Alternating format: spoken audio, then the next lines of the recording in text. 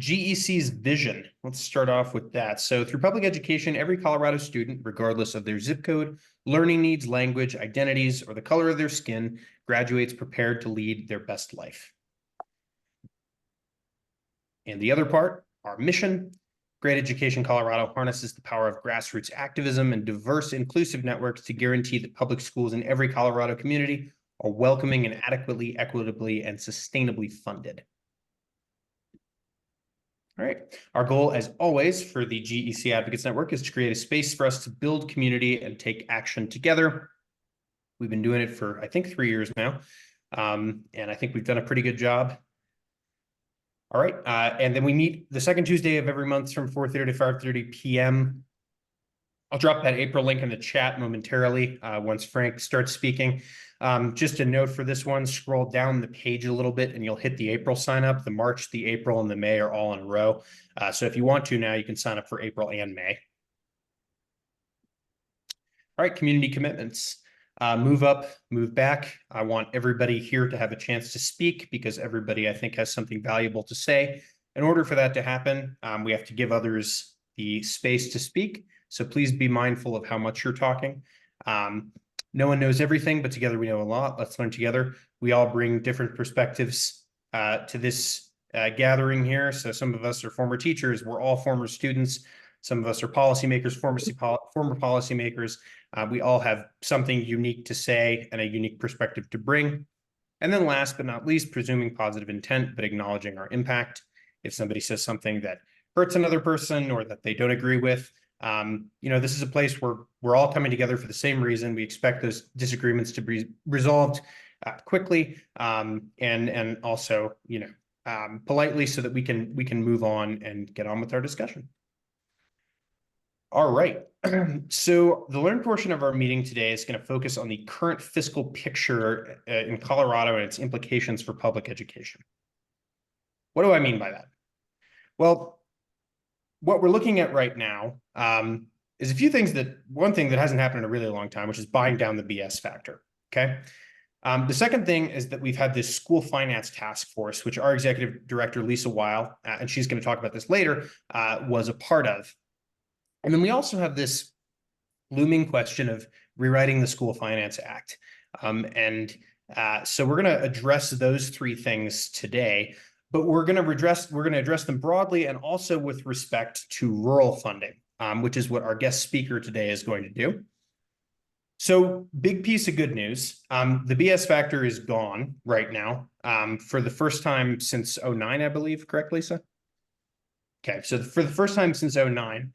So we don't have the budget stabilization factor, and that's awesome, but that doesn't mean that all of our problems are solved. It doesn't mean that we have the money for education that we need, right? It's not allocating the money that we need to adequately and equitably fund our schools. So, right, it's not full funding. It can still come back, and we're back to 1989 funding levels adjusted for inflation. But we do have one cool thing that's happening, and that's that the legislature has agreed to allocate more money to rural schools. And that's where our guest speaker, Frank Reeves, former East Grand superintendent, longtime educator, member of the Great Education Colorado Board, comes in today. So I'll just welcome Frank, and he's going to give you sort of the lowdown with what's happening in rural funding. In that context I just provided. So Frank, go ahead and take it away. Thanks, man. And I appreciate you all and hope you have some patience with me. I'm sitting in a parking lot in Edwards, Colorado right now. Since I retired, I'm doing some part-time work. I'm along with being on Great Ed's board, which is probably my most important job. I am doing some part-time work for PEBC, which is a nonprofit trying to get more teachers in the field. As well as work with the Rural Schools Alliance. And that work is probably mostly what I'll be talking about here today in regards to school finance and rural. And so just a little bit of history behind kind of where we are to get us here today is when the BS factor started, it hurt rurals typically more than it hurt our urban counterparts. And the reason for that is the BS factor took money away from schools that were based on categoricals, and categoricals being those things that they pay extra for. So it's not base funding. They couldn't take money away from that. So they took funding away from, quite honestly, one of them was rural. A size factor was one of the factors, but other factors such as gifted and talented, ELL, size. Yeah, there were a few factors. Well, when you're generally smaller, and one kid sometimes makes a huge difference, a huge swing in those populations. And so the BS factor hurt rural districts on a percentage basis, sometimes much more than our urban counterparts, but all the time a little bit more than our urban counterparts. And so there was some inequities just in that. And so 7 years ago, we went to our legislature, and at that time it was Jerry Sonnenberg, and said, hey, showed him that, and he's like, that's not right. We need to get some support for rurals. And so I think that first year we got 25 million from the legislature, and this all came late in the session, kind of after they had sorted out all the money, and it was a one-time bump. That 25 million was divided in our rural districts. That's where he's go.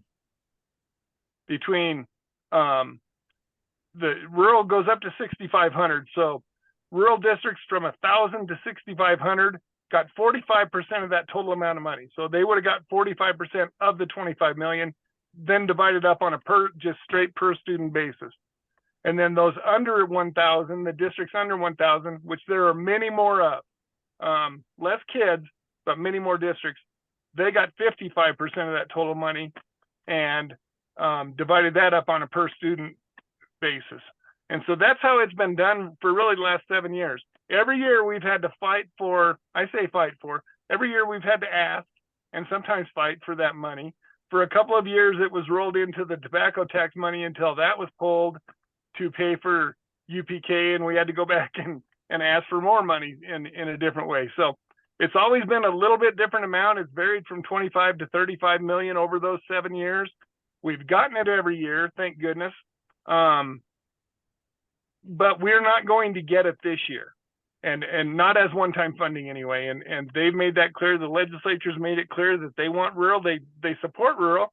They support rural getting more money, but it has to be a part of, UPK. Thanks, John. Universal Preschool. Sorry about that. But anyway, going back, they want it to be part of the finance formula. And we're in this kind of weird situation right now where we're still working under the school finance formula as it has existed since, I think Lisa can correct me, but 1994. It's had some tinkering changes with it, but we're still working under that system as of right now. We believe it will still be that system for next year. However, anytime after next year, it's likely to start rolling into the task force recommended finance formula, with obviously some changes once an adequacy study is done and some other things. So we're trying to get rural money into our existing school finance formula for like a bridge, just like a bridge of 2 or 3 years until the new formula comes about, which will have some rural recognition as well. And I want to talk about both of those things basically over the next few minutes, and then allow some time for questions. So we're going to talk about existing school finance formula and getting rural into that, and then I'll call it for now the task force finance formula and what rural looks like in that. So first, the existing. So yeah, we've been told you're not getting one-time money. It has to be a part of the formula, and we've been told we need to build equity within that. And we know our smallest rural districts, quite honestly, are treated the most inequitable. And it's hard to say that when you see that some of our smallest rural districts are getting $15,000, $16,000 per kid, but on an economy of scale, when our base funding is right around whatever it is now, 8,800, I can't remember the exact number, probably 4 times that would get us close to an economy of scale to where our smallest, poorest districts, we could provide those kids kind of an equal education, equal opportunities in education to what every other kid in the state is getting. So there's still quite a ways to go to get there. So we're trying to look at that and say, how can we build more equity, even in, you know, a formula like the 45-55% I explained to you on size.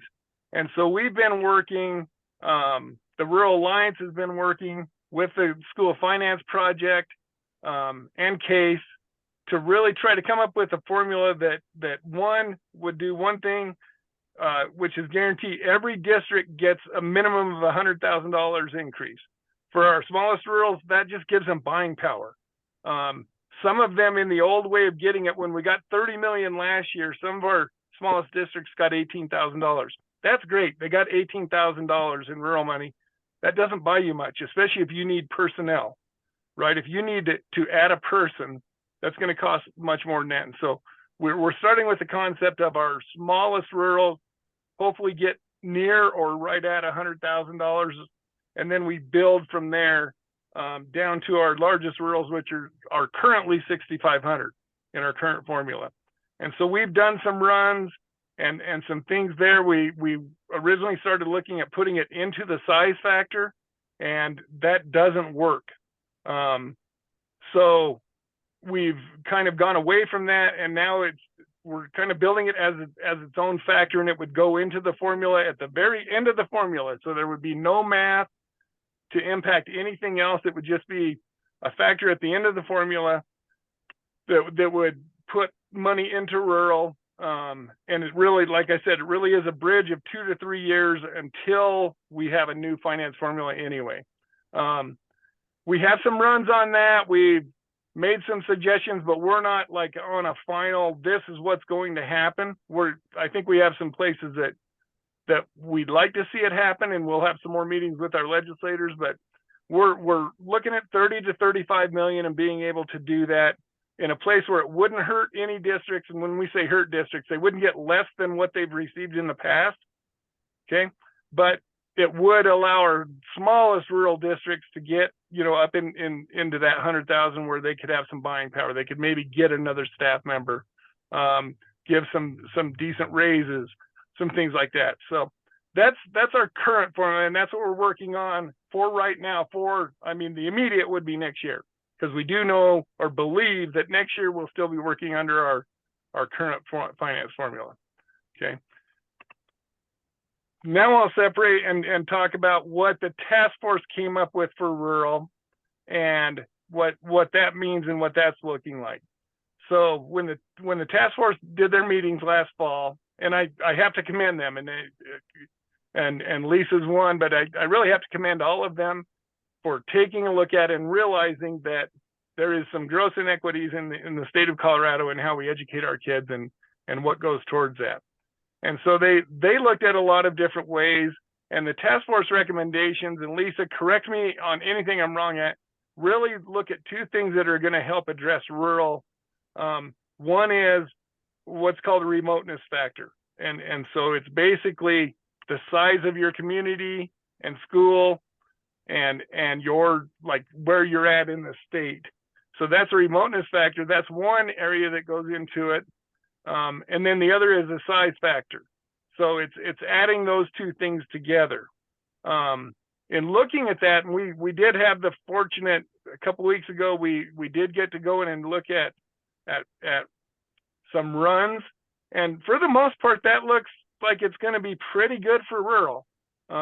We need to work on some numbers, because what they consider rural now would be 1,027, I think, is the cutoff point.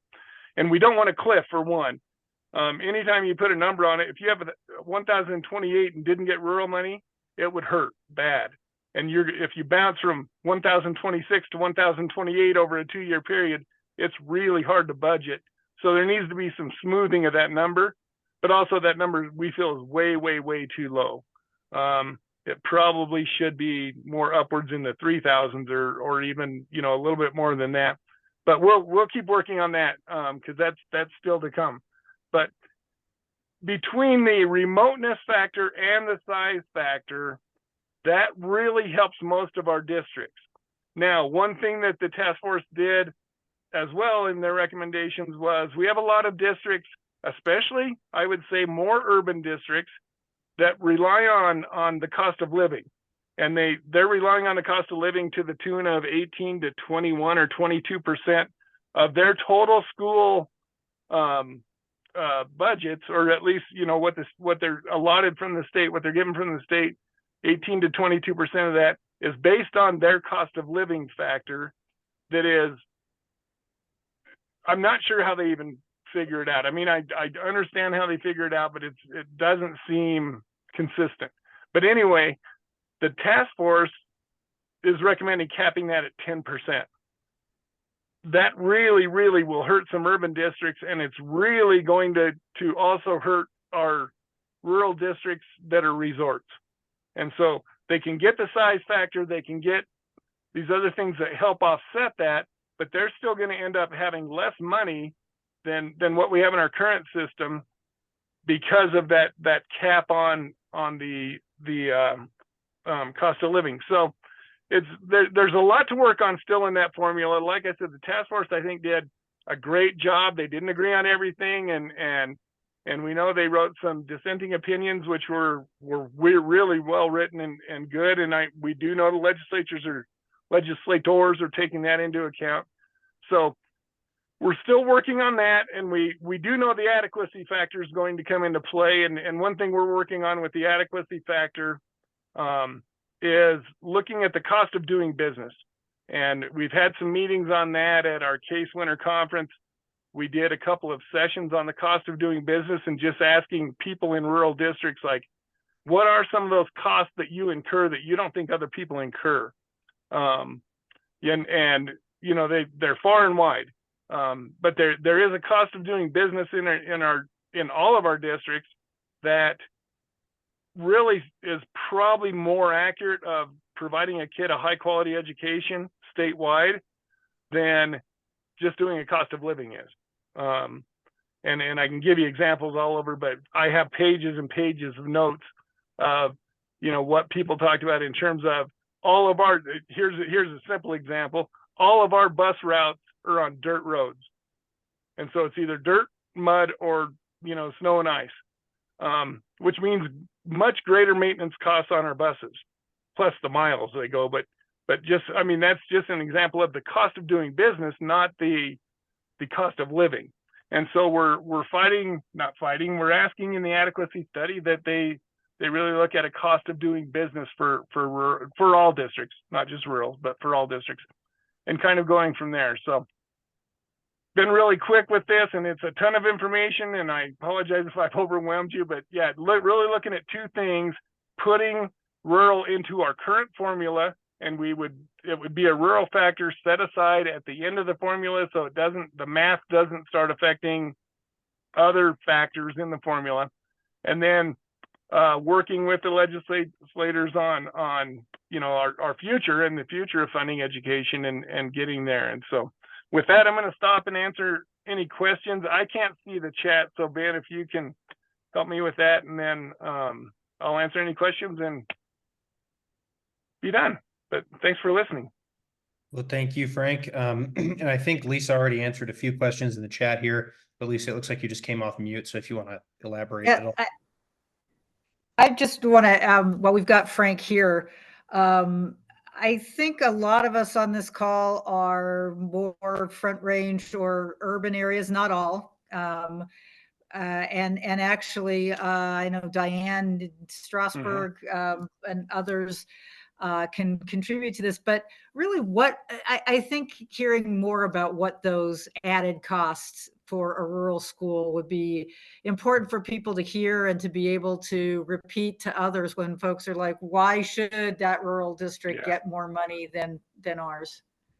So it's that, I mean, there's obviously an economy of scale. So when a rural district buys a curriculum, it could be the same curriculum that you know, is bought in Jeffco. I'll just use Jeffco as an example.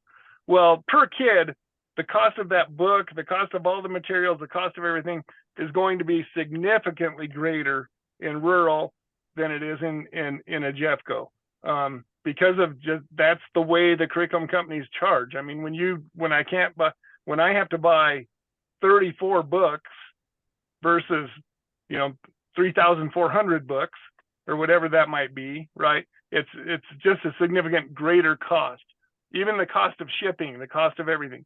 So on that basis, I will tell you the cost of our healthcare is, if you can get healthcare, if you can get more than one bid, typically is significantly greater. And I know that because I have a lot of people that work in a lot of districts. So those are a couple of examples. Other examples are just our maintenance. And when you're trying to maintain HVAC systems, when you're trying to maintain things where you got to pull people out of cities to come and work on your things, you're paying for mileage, you're paying for meals, you're paying for overnight, you're just paying so much extra, plus you're paying their hourly rate, where they, if they're in town, they might have to drive across the street or down the block a little bit to work on something here. And, they're coming out and they have to come out and, just like anywhere, they have to come out and kind of inspect the problem, right, and see what it is. And then typically they have to go back and get the materials and come back and fix it. So just, those are just a few examples. And we had acquired some, and I will tell you that the meetings we had at CASE were phenomenal. I had like 7 pages of just line after line of things from some very specific to specific districts, but many of them in common, statewide, of just the cost of doing business in different areas of the state, and trying to recognize that in what we're doing. So at least, is that enough for now? There's a ton. There really is. Yeah, thank you. Great. And we've got a question from Duran in the chat. How does the cost of doing business and the cost of fully funding schools work? What are the differences?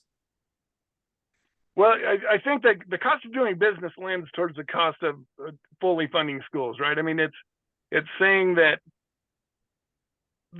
here's what it takes in rural school X to give the kids the same opportunities for an education to learn as it takes in urban school Z, and comparing the real cost of doing business. So what is it cost per transportation mile? What does it cost?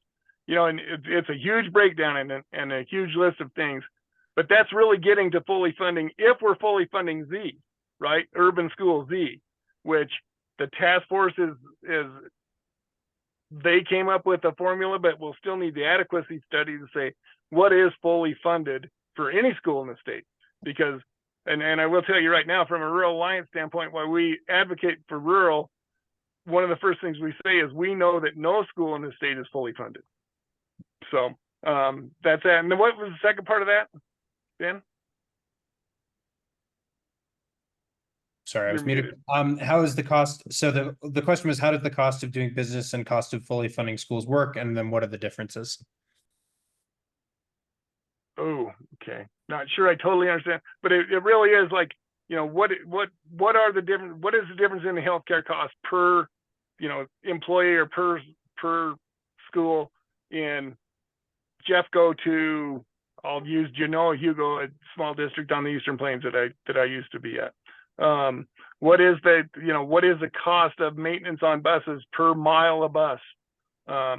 What is the cost of curriculum? What is the cost of a book per kid? And just those things. So that's how you can get to that more cost of doing business than just cost of living. Okay, and one other thing real quick, I'm sorry if I interrupted, but one other thing real quick. When you talk about the cost of doing business, and I think about schools, I think of it in a different way, because it sounds like you're talking about some corporate entity when you say cost of doing business. When school, in my mind, or the act of schooling should be to educate people, and not necessarily caught up in the financing of it all. I mean, since I've lived here for 26 years now, and I was under the impression when I moved here that this is a cosmopolitan city, and they fully fund schooling, but I mean, they're just a little bit above where I'm from in Oklahoma, where they don't want to fund education at all. In fact, they want to go fully towards a voucher system and give all the money for public schooling to vouchers in private schools. So, Yeah. you know, I mean, it sounds like a tricky cakewalk, but I wish that we didn't refer to our schools as places of business and more as places of educating our children. Very good point. And I will use the term the cost of educating a child. That's a much better term than that. So thank you for that. That is good. All right, other questions? and- We have just, I'm sorry, go Yeah, ahead, and Frank. Ben, I do have a 5 o'clock drop dead, so I do have to go. But I do appreciate everyone listening, and Lisa can answer any questions probably. And if not, then just save them for me, Ben, and I'll make sure we get them out. So Okay, sounds good. Thank you so much, Frank, for joining us. And then Lisa, it looks like we do have a question from Paul. all right, thanks everybody. Bye. Thank you, Frank. Thanks, Frank. Well, I don't have a question if Frank's not on the line. Gotcha. I mean, if you want us to relay it to him, you can ask it and I can write it down, or you can put it in the chat. Right.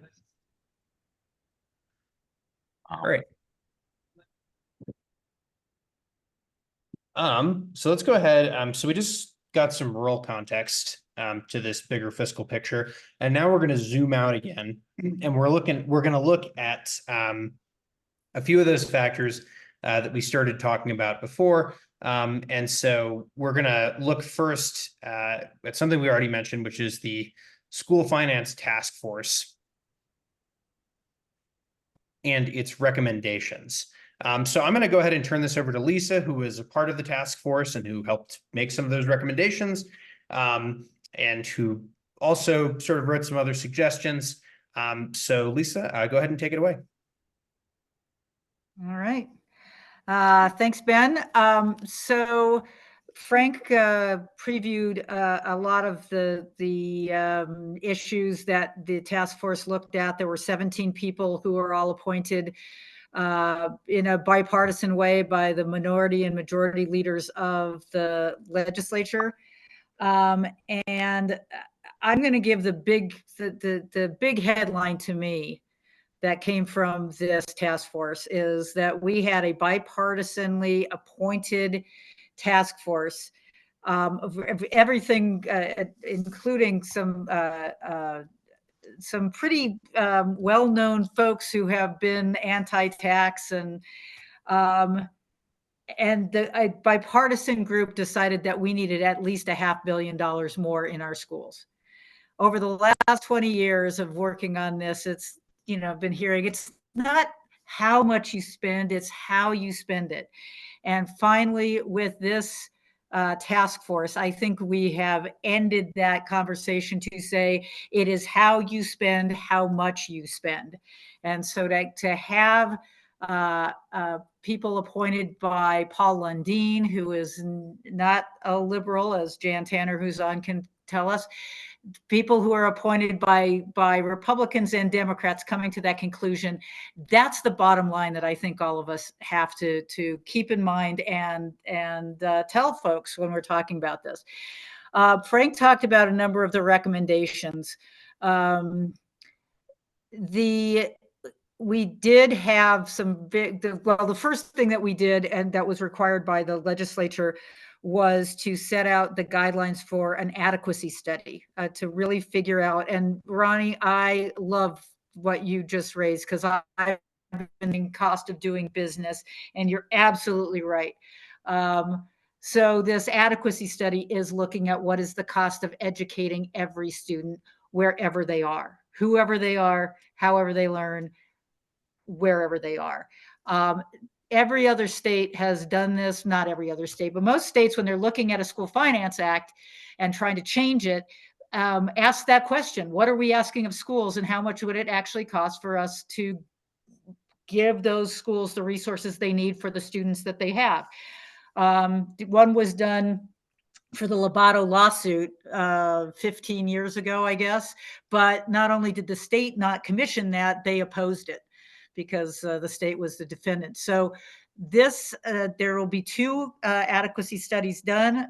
We got a amount of funding that will make them actually possible so that they can really do a great job of finding out in a very Colorado specific, very region and location and student-based specificity, what do we need to meet the needs of our students. So as I said, when you add up the recommendations that the task force made, it came out to an additional $474 million. What were the big additions there? First, there was a lot of cutting from the cost of living and from the size factor for the reasons that that Frank pointed out. We were told to put that at the end of the School Finance Act instead of the cost of living really having an impact on everything. If you're a small size and you don't have economies of scale, or if you have a high cost of living, everything costs more. And so they sort of put it at the beginning of the formula. We took it away, and that took away a lot of funding from small schools and from schools in districts that are very high cost of living. So that's where the money kind of got cut from. Where did the money come in? Why does it fill that amount in plus go about $500 million more? Increased funding for students who are in poverty, at risk. That's the definition is up in the air right now, but really recognizing right now it's about 12% more than the base. Our recommendations made it 31% higher than the base. That isn't high enough. I wrote we thought it should be at least 50%. Some of us in the minority, and I wrote a minority report about that, but it does recognize that kids who are growing up in poverty have greater needs. It increases the English language learning to 50% from what is now 8%. It moves special education, and this is the biggest one of all. It moves special education into the formula. Right now, our special education comes from a bucket called the categoricals. And the amount of money that's available for special ed has nothing to do with how many students and what their needs are. It's just this pot of money that grows by inflation every year. And the reason it's so restricted, that's the reason that most of our districts are getting about 25% of what they spend on special needs students. Only 25% is coming from the state and federal government. I see a nod from a school board member who knows that means that the general budget of a district has to put a lot more money into special education because, for instance, Wyoming, when a student walks into a district in Wyoming with special needs, the state covers 100% of those costs, which gives the district the incentive to make sure that they're testing and analyzing and making sure that those kids get what they need. Whereas in Colorado, the state provides so little. So that's actually most of that $500 million could be attributed to the special education increases. And over time, that's what districts have always said is the funding for special education pits kids against kids. It's so that the special needs kids don't get what they need and none of the other kids get what they need because we've had to take funding out of our general fund. So that's the biggest thing. So it's the additional money for the student factors and adding that remoteness factor to the formula added back a lot of what the districts lost, but not all of it. And so $474 million is what we need to do the recommendations that actually got scored, that actually went into a formula that our consultant put in and ran numbers through, and we came out to $474 million. 2 points about that. We need another about $50 million to do hold harmless. What is hold harmless? When the recommendations that we agreed to one by one, not as a whole package, but one by one, we went through it. When you run the numbers through that, you get to $474 million more needed However, 14 districts end up losing money. Some of them small, some of them in more wealthy areas, and all of this is on the website. And Ben, in his recap on Friday, will send a link to it. But you can find it just by Googling school finance task force. You'll find the page and where all this is. But 14 districts lose, and that's kind of a remarkable thing. And that's one of the things we wrote in the minority reports. How do you add $500 million and have some districts lose? That implies that some districts are overfunded, and that is demonstrably false.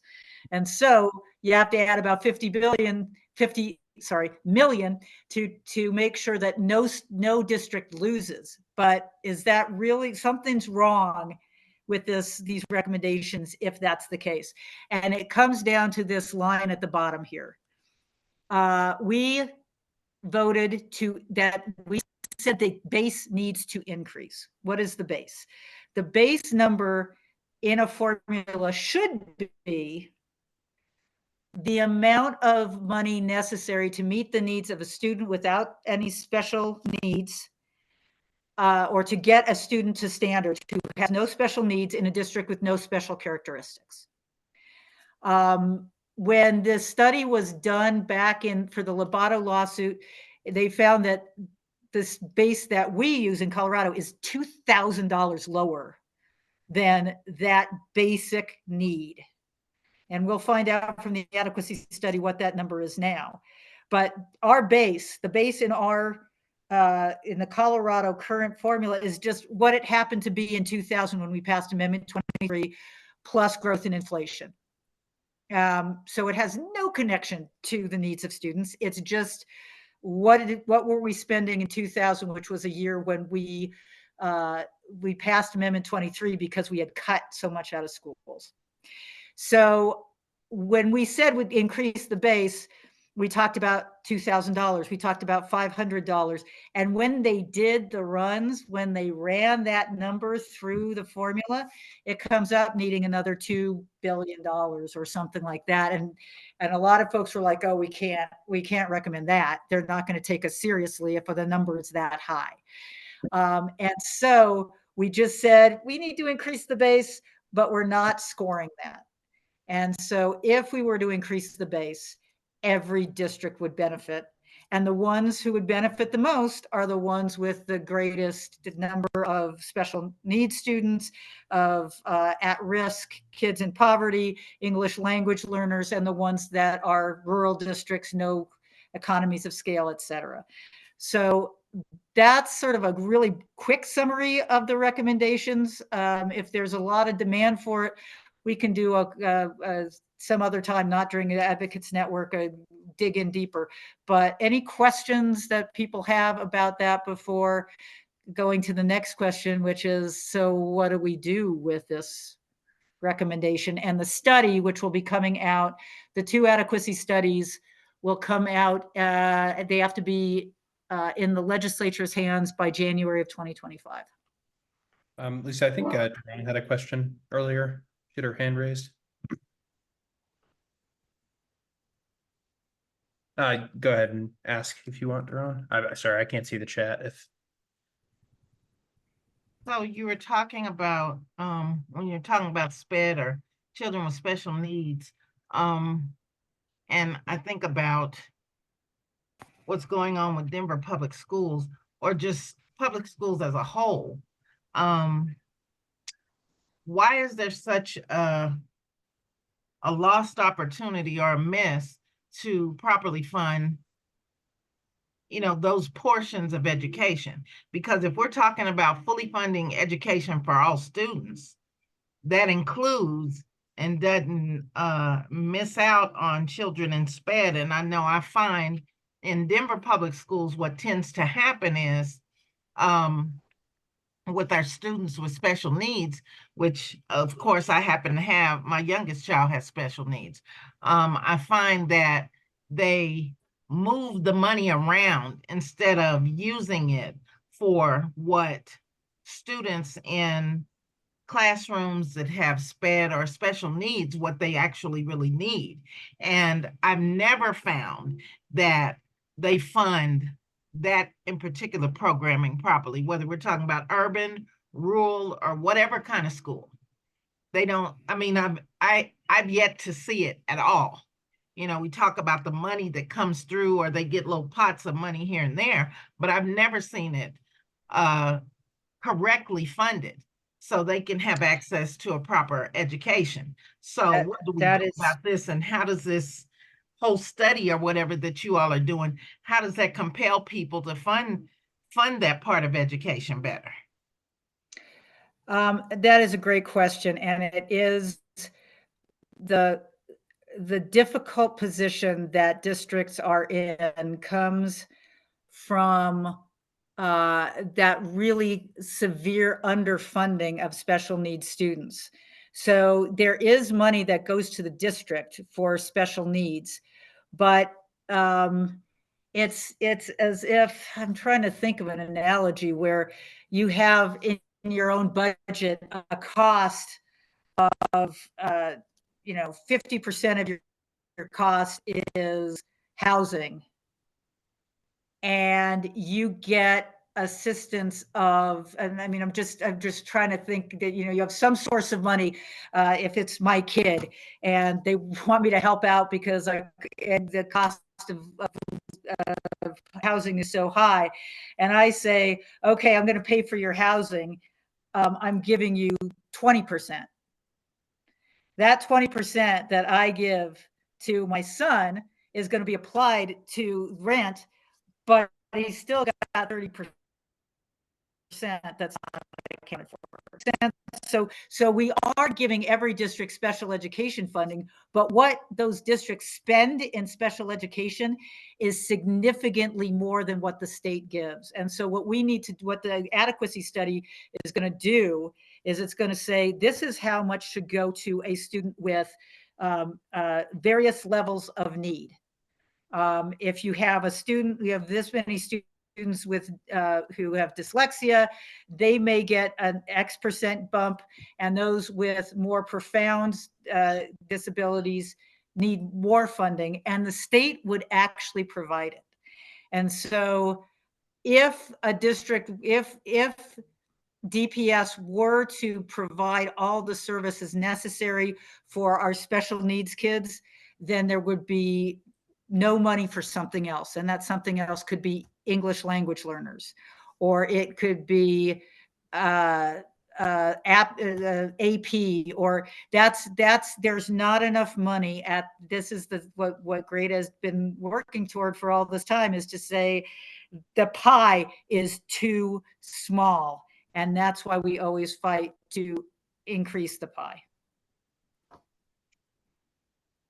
And that's not to, I'm not going to say that the way any particular district is doing it exactly right or doing it exactly wrong, but the fundamental issue is that there is not enough money to meet the needs of all students. And at least in January of next year, we're going to be able to show Colorado that this is how we're underfunding all of these students. And now we have to make a decision about what we're going to do about it.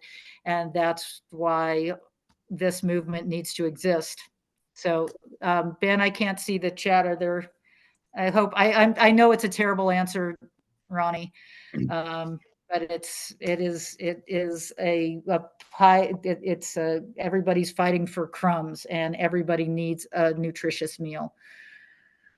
Yeah, so there's Martha's up, and then we have one question in the chat, which I'll get to after Martha. My question's pretty tame compared to the profound issues around making sure every child with whatever needs they have gets full funding. But I just wanted to know, has the state, how is the state going to go about choosing the people that are going to do this costing out study? And when is it going to be due? And are we going to be involved in that at all? Or is there a way for people to weigh in on it? Or just kind of how does that process work? Because I know we've got so much riding on it. Right.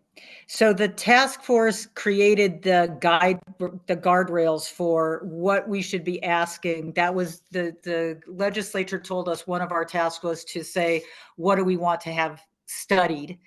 I am happy to say that we were able to run that by people who do these kinds of studies to make sure that what we put into the recommendations was sound and according to best practices.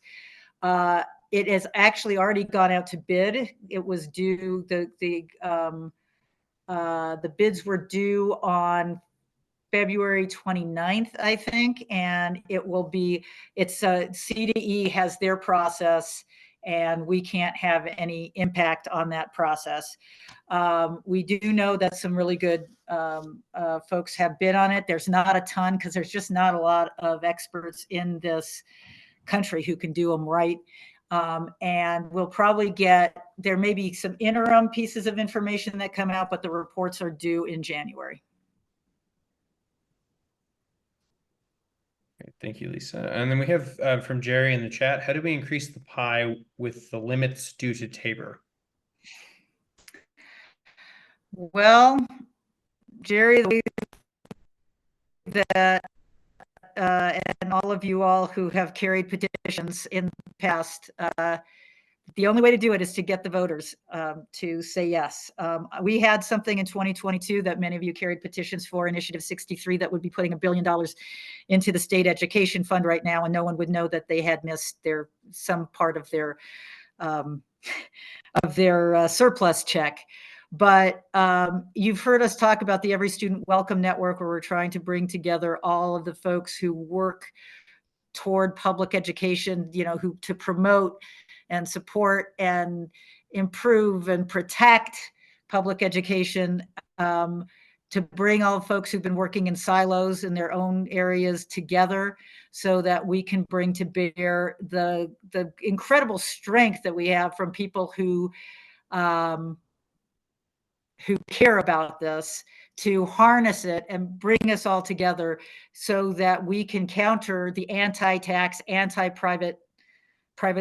anti-public schools folks who have a lot of money and are working to hurt us, or hurt public education, which is something we're going to talk about.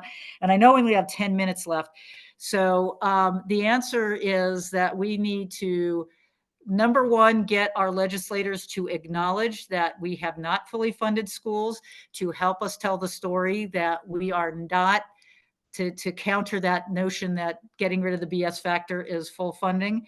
We have 9 months to be telling this story and to be talking about what we can imagine with a fully funded school, what that would look like. And then we'll have the adequacy study waiting in January for us to say, here's what we need to do. And we're just going to have to put something on the ballot. And whether it's through the work of people like, I see Representative Kipp here, who has been our champion in putting things into the legislative sphere, whether the legislature does it or now it's my preference, I have come to the conclusion, and others may have come to different conclusions, that the petitioning is the campaign. And that is what creates a winning strategy. So we just have to keep working at it, just the same way that the people who brought us Tabor kept coming back year after year. We're going to have to keep doing it, but that's what we got to pull together. Yes, absolutely, Jerry. We're going to get to that in a minute. Did I miss anything else? There's one more slide. Yeah, there's one more slide. So we're going to go on. We're just going to sort of go through this pretty quickly because we have a little bit of a discussion question at the end here. So our next slide is just sort of about the School Finance Act itself. So I'll go ahead and reshare my screen. Just give me 1 second. And I think while he's doing that, I think the big point of this next slide is there are some people talking about rewriting the School Finance Act. There's what Frank talked about for the 24-25 school year, where it's the current School Finance Act, but adding something for rural. But others are actually talking about this year, and maybe be interested to hear from Representative Kipp.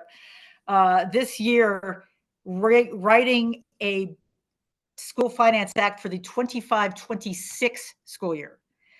And I don't know that there's going to be any assumption that there will be more money for that, which is highly problematic.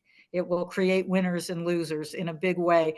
And the question that we had when we were working on the recommendations, a number of us were saying, we need to wait for the adequacy study to come back. How do you decide what the weights should be, and why decide what the weights should be and what a new school finance act should look like when we are literally doing the research this year to understand what the Colorado context is and what the Colorado School Finance Act should be.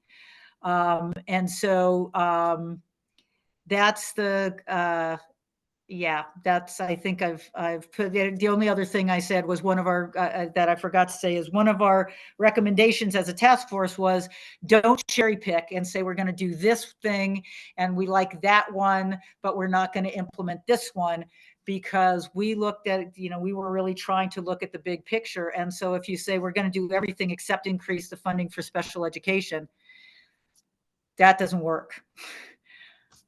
So I'll leave it there, because I know, and maybe Ben, we can just let people know where they can weigh in on our question. Yeah, sure. Instead of Thanks. doing- So I'm going to go to this next slide here. So this is our lesson portion. Just how will you know when public education in Colorado is fully funded? So I want to leave you with this question for just a minute or so, and then we'll have a discussion on it. But I'm actually going to post a link to our Facebook post that asked this question or near the same question, so that you can weigh in it on the comments section on our Facebook page as well. So I'll go ahead and drop that in the chat.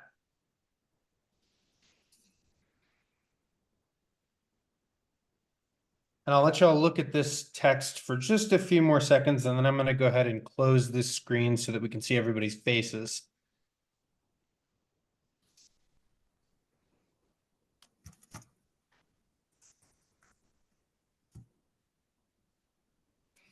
I'm going to move to a cord so that my computer doesn't die.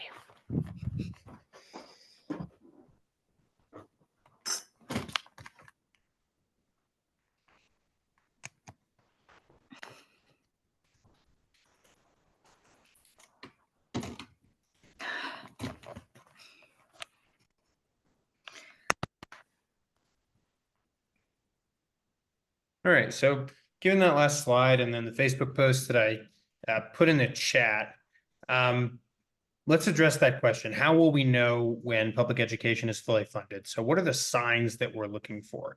What are the obligations that we're fulfilling that tell us that public education is fully funded?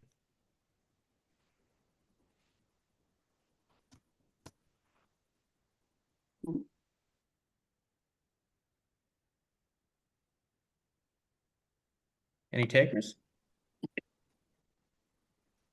All right, Jerry, start us off. Well, I mean, it's a tough question, but I would say when the needs of every single child in this state are met fully, whether that's ELA, whether that's special ed, whether that's gifted and talented, every single child's needs will be fulfilled. That doesn't necessarily mean every single child will be on standards, but their needs will be met. Okay, so like a needs-based approach, I like that. Duran?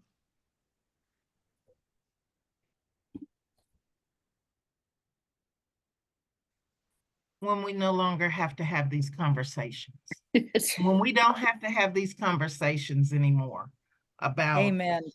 How do we fully fund things? When we don't have to have these conversations, and we know that above all, because I know that people talk about academics and this, that, and the other, but for me, when children are in school and they're happy, Yep. they're well adjusted, that means they're getting what they need. And I can say in my short lifetime of 56 years, I haven't seen it yet. And until we stop having to have these conversations, when there's no longer a need for special organizations and groups, then we'll know that Colorado schools are fully funded. But until then, when we keep having to have these conversations, we know beyond a shadow of a doubt that the schools are not being fully funded. I Amen. agree with that. I think we've said before that, organizations like us, our goal is to put ourselves out of business eventually. And, not in the way that we want to fail, but in that we want to succeed and no longer have to perform this advocacy. So, point well taken. Barbara? Well, those are all good ones, and they already took mine. But I was going to say, just when the stress levels of teachers and administrators and parents and kids go down for whatever reasons, and that goes back to their needs being met. But add that up with all the other reasons of not meeting, trying to find ways to support everybody. And maybe just communities are happier and more productive. Yeah, absolutely. So maybe we're looking, I think to Barbara's point, maybe we're looking for secondary signs that we fulfilled those obligations, right? That everybody's mental health with regard to education is good, or at least they're not stressed all the time, things like that. Marlene? When we are, as parents, are not fundraising to pay teacher salaries in order to keep a teacher in a school.